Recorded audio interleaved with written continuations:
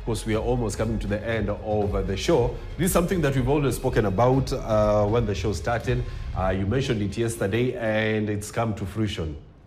It's a good thing, actually, to see some of our statements being vindicated by some sort of graphic designer out here. Because you remember we mentioned that Africa, in Africa, we have a pattern of actually gracing the round of quarterfinal. Yes. And we grace it almost after each and every decade. And we predicted that maybe this is the decade that we'll have a team of Africa again gracing the round of quarterfinal. Yes. And it has come to pass. I think we need at some point, I think Rogers will have to buy me some sort of lunch because of whatever that we have really been prophesizing in this particular kind of a show has literally come to pass, and it's not necessarily out of nothing. It's, I think, maybe oiled by the more kind of environment, research environment that we have been doing around this game of soccer, and come to understand all these things, how they happen and how they. It's a phenomenon that we are associating ourselves moving forward with. I think moving forward, we might be predicting a winner into this show of ours. Not we might.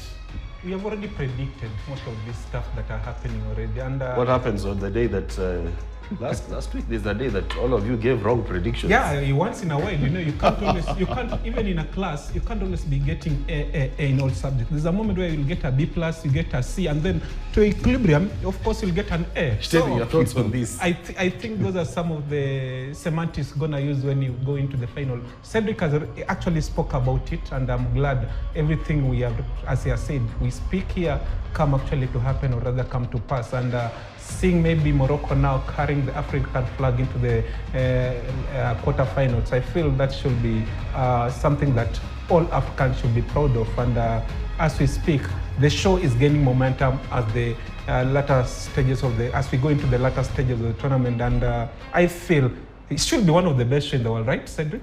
It should. Yeah. It's not necessarily one of the best. It is. It is the best show. Because you break down the weight. Let other shows that comes to be among us, but not necessarily us actually feeling the second fiddle to that particular show. Because we have been breaking down things as they happen and they come to fore. We are currently breaking it down, and we are telling people that this World Cup is going to be either a one-shocker breaker kind of World Cup, whereby the unexpected are going to happen. Here they are happening. Gentlemen, we'll and wait you can and as see. Well as literally We'll wait and here. see whether who's winning World Cup. We have a number of teams left. We are recording this. Who's winning World Cup? You are putting. I've said it before, and I think I will stand by my. Argentina was the team to win. Yes. But and again, if a shocker is to happen, Croatia might be winning this particular World Cup. So one more time. Who's winning? Has to be one team. No, he can go in two. No, you can't go. There has to be only one team. The World Cup has never been won by two teams. It's one team. Who's winning? Probability. Croatia winning this one. Okay. I'll go with one. It is going back to South America. No. Which country is winning? South America. No, as a continent. that's a continent. Yes, that's a continent. But no, a team. Stop playing safe. Which team is winning? Okay. Cedric has said Croatia. Okay. I'll stick with my Argentina. Argentina. Yeah. Croatia, Argentina, and of course for myself, France. We always know that you are France fans. So today, thanks for coming out clean. And Mark, of course, is saying Portugal. So, of course, these are the only 4 African countries that have ever gotten into the quarterfinals of the World Cup.